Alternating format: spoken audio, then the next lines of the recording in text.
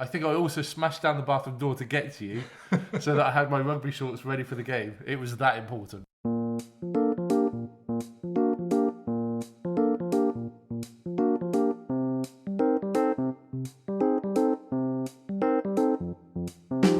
Hello and welcome to the Amateur Rugby Podcast, here to help soothe your Sunday morning hangover with some rugby chat about the grassroots of the game. I'm Tim, your host, and today I'm in southwest London, Wandsworth Common to be precise, just walking Popcorn the dog.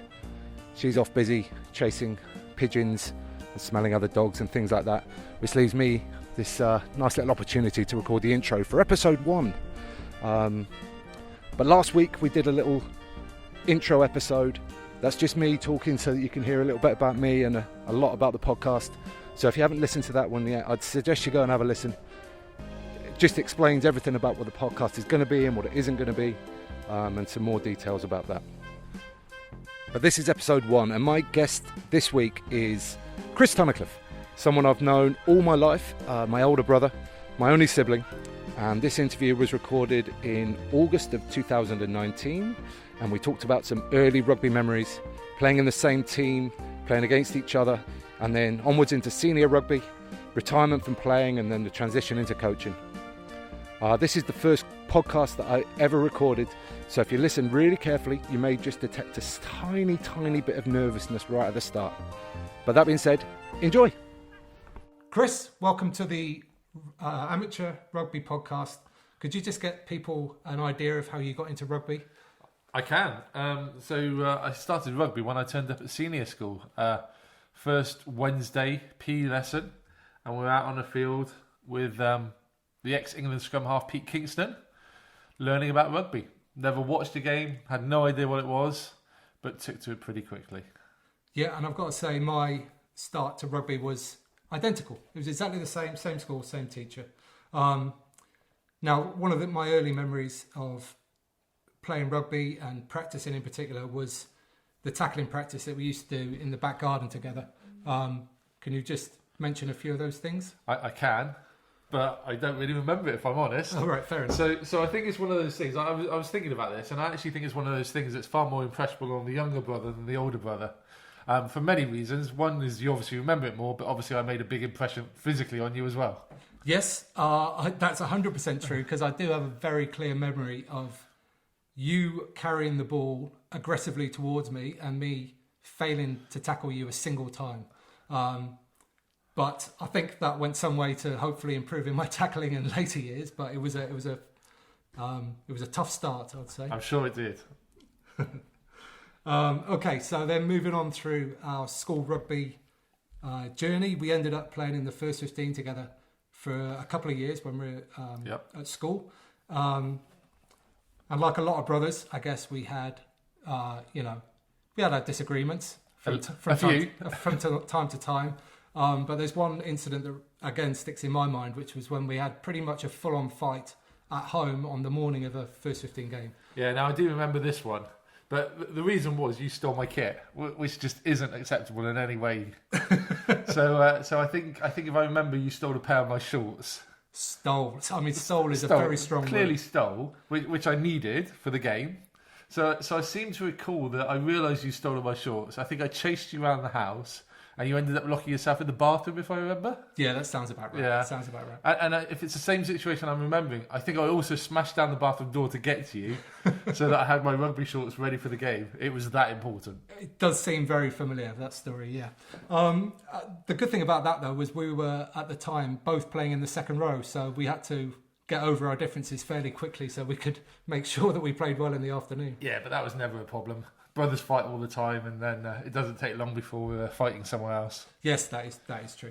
Okay, so talking about competition between us, we then went on to play. I can only remember one game, real game, where we played against each other.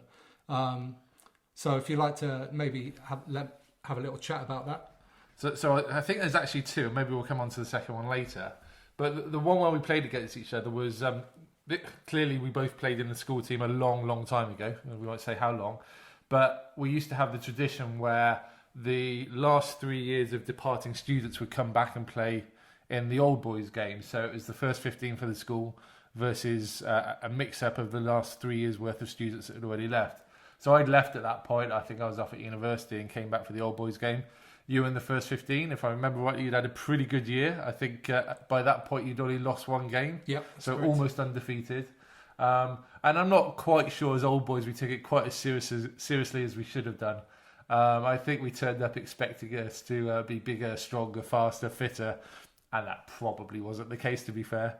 And also, I have a sneaky suspicion that a few of them might have been down the pub before the game started as well. Yeah, I mean, I cannot confirm that, but the smell emanating from the front row would probably indicate that was the case too. And the lack of ability to kick any goals, I think, did us in a little bit. yeah, that's for sure. Now, you played some good rugby when you were younger, made the county school side, and we were very lucky that we played in the same county school side together. And I was just wondering if you remember the moment when we got selected for that team. I don't know. I don't remember the moment when we got selected. I'd already done under 16s at that point as well, and one of my very minor claims to fame is I kept a now England second row out of that under 16 team at the time. Well done.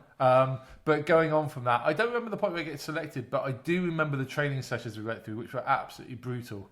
At Bristol Memorial Ground, I remember before we even actually started any rugby, we were made to do laps of the pitch up on the top pitch, and probably wasn't my favourite training moment. Yes, I remember that vividly because it was horrible weather as well. It was like running in a bog with sideways wind and rain. Yeah. And this shows how long ago it was because it was very, very old school training techniques. Of course, we were the first set of brothers to play in the same Gloucestershire school side since the White brothers. Yep. Chris and Andy. Chris obviously went on to be an international referee, and we were featured in the Gloucestershire Echo on the sports page. I'm just wondering if you remember the photo shoot. I think we both had much more hair then than we did now, particularly you. It seemed to have been an explosion of fuzziness out of your head. But yeah, I do remember the photo shoot. I think he got us leaning over a fence or a wall, trying to precariously balance a ball so that he could get the shot he wanted. Yeah. And it wasn't a bad one in the end, to be fair. And I think it's still up on Mum's wall as well. I think it is. The other thing about that photo shoot was they took one of us scrummaging, I think. But there was something about when it was taken, we had really terrible kit on. And I remember I had shorts that were literally falling off me. So I think the editor must have looked at the photos and then decided that they couldn't possibly use any of those. I don't remember that, but that's highly likely and very funny as well. That photo actually came back again later in life. So many years later, I went to the last game that Pete Kingston, our rugby coach, coached at the grammar school before he retired. And they had a bit of a do afterwards. And in the hall at the end of the game, they put old photos from Pete Kingston's career at the school there. And ours was one of those photos. That photo came up on the wall, which was a bit of a surprise. Oh, that's nice.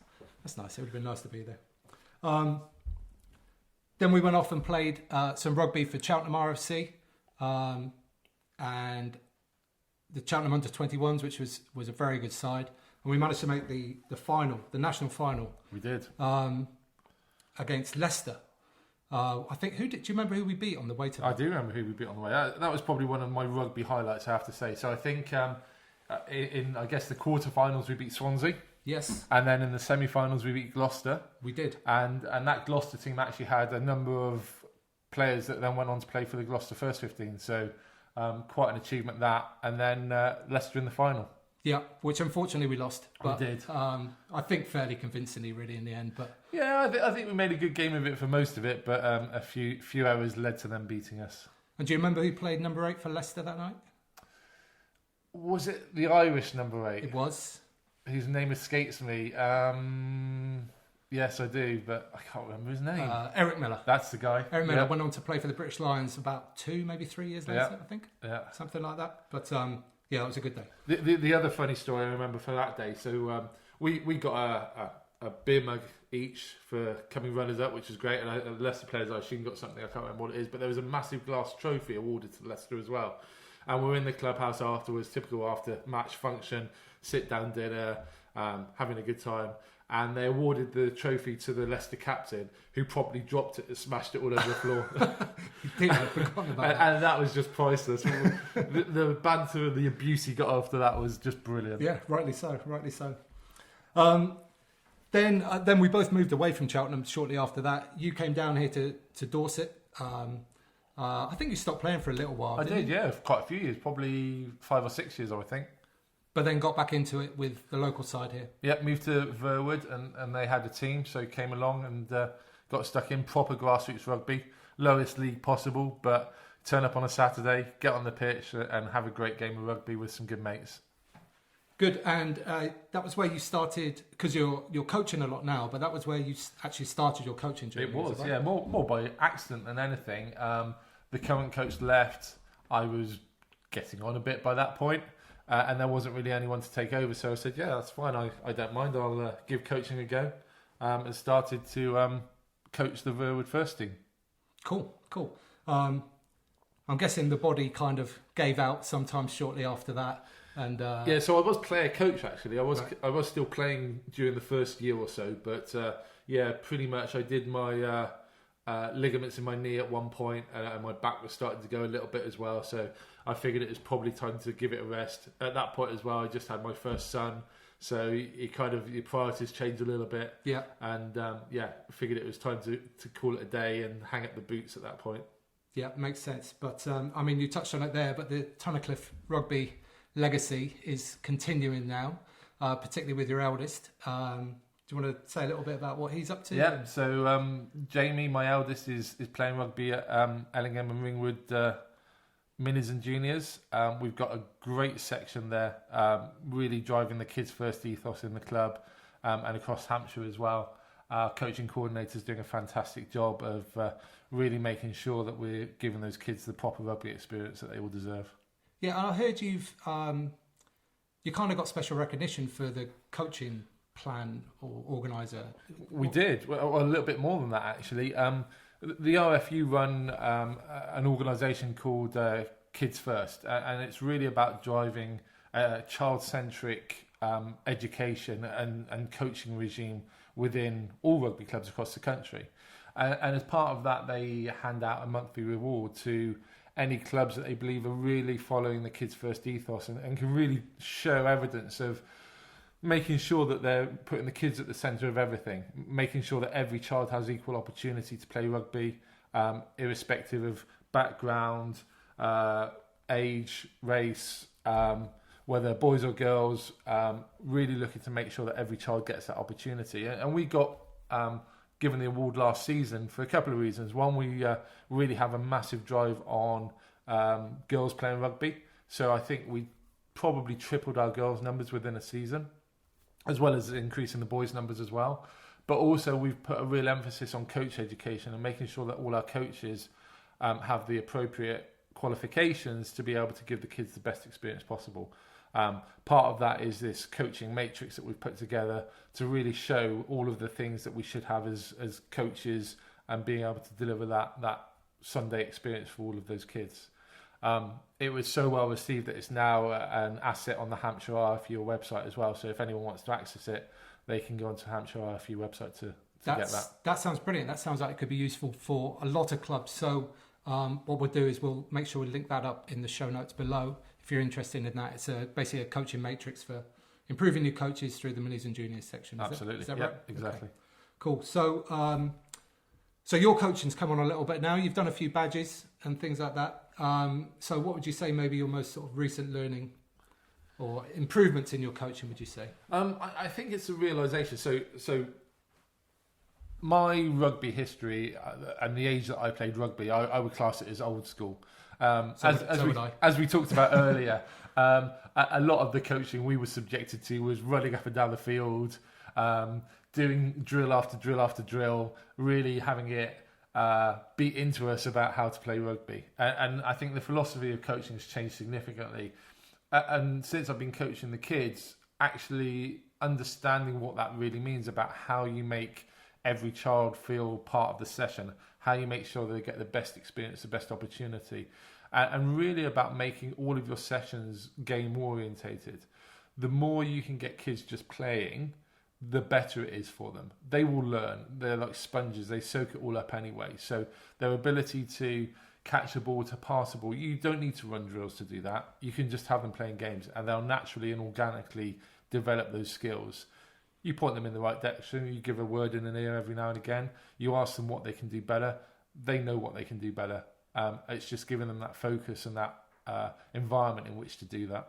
That sounds brilliant. So, moving on from that, I understand you've started lacing up the old boots yourself again recently. I cannot deny that. I have indeed. So this came about as a conversation about a year and a half ago now, actually. So every season we play a memorial game to celebrate members that are no longer with us. A great occasion, obviously a little poignant, but a really fabulous occasion at the club.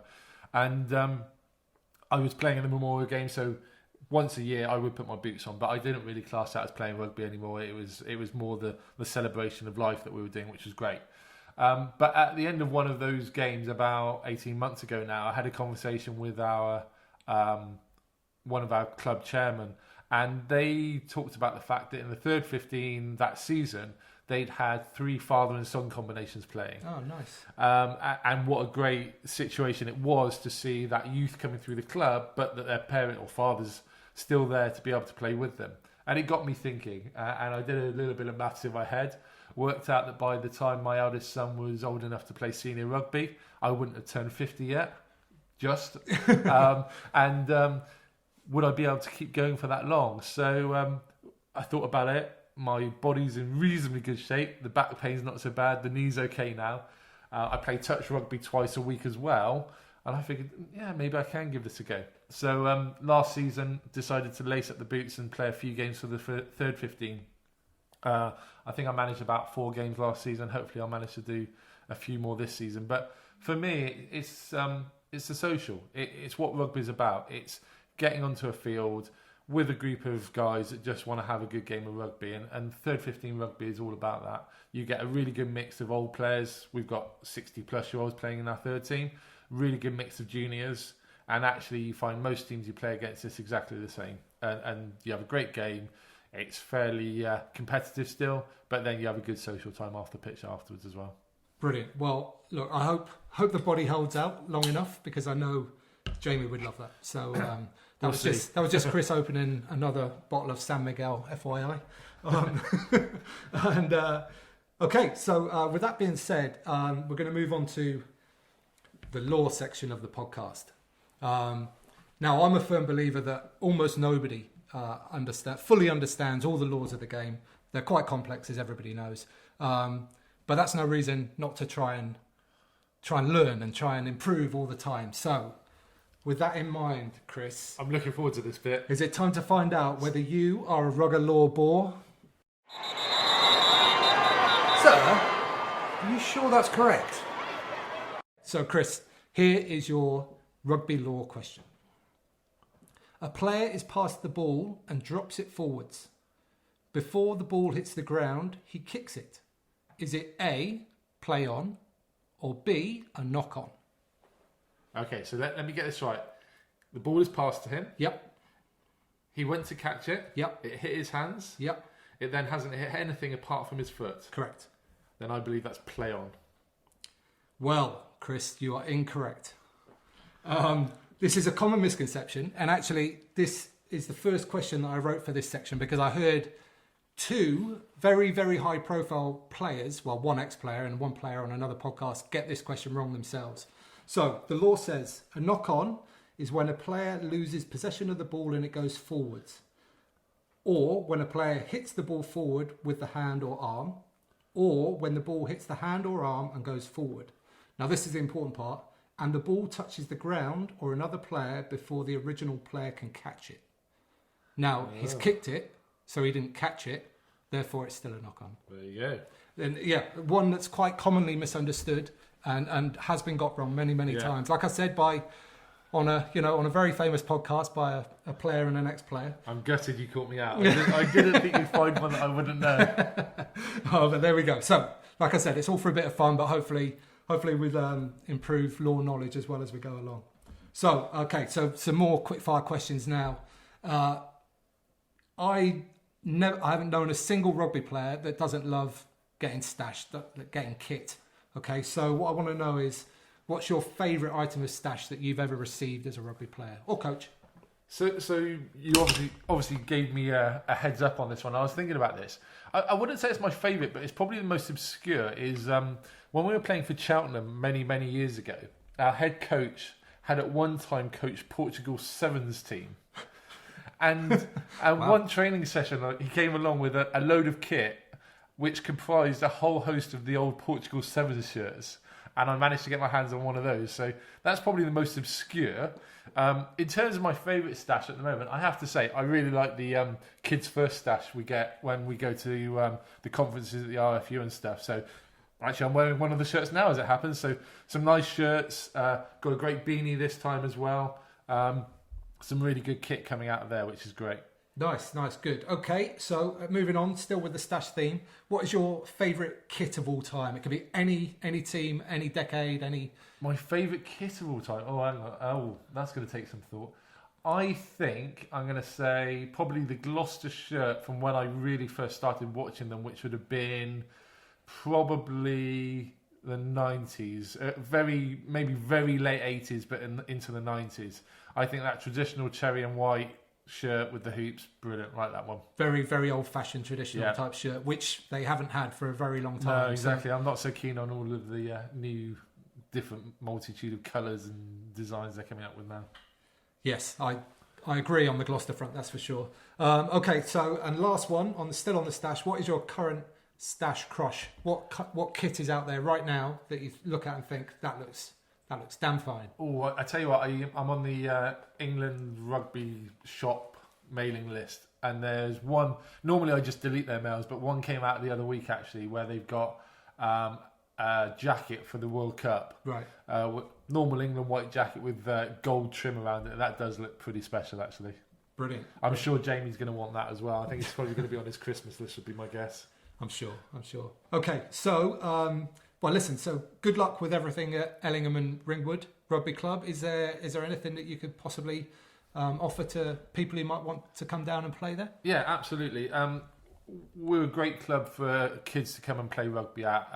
As I mentioned earlier in the podcast, it's really all about the child, and we give them an environment in which they can grow within the rugby sense and within the personal sense as well. And we're always pushing to get as many kids down there as we can. So we'd love to see anyone listening to this podcast come and try rugby down at Ellingham and Ringwood. And with that in mind, we'd like to offer out that if any new kids want to come and play rugby at Ellingham, we'll offer a discount off the membership for the first 20 kids that mail in. So we've got an email address for you to write into. It's tryrugby@errfc.com, and we'll offer £10 off for the first 20 that email into that address as new members who'd like to come and try rugby with us and give it a go. Brilliant. That's fantastic. Trying to get some more people involved in the game. Again, well, I'll link all that up in the show notes below. So if you didn't quite catch that, don't worry, it'll all be linked below. So there's the coaching program that you've mentioned already, the Try Rugby email address there, and if people want to get hold of you, how might they get hold of you? So they can get hold of me. I'm on Facebook. I'm on Twitter as well, and they can get hold of me as well through the Ellingham Rugby Club website. Great, that's @C_Tunny on Twitter. Again, I'll link that below.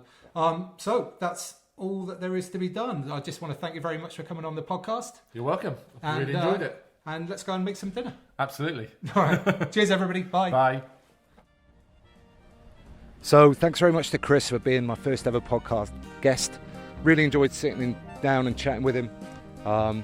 It's great to go over some old memories and be reminded of some things I've forgotten, like the trophy getting dropped at that under-21s final. That had been completely removed from my memory for some reason.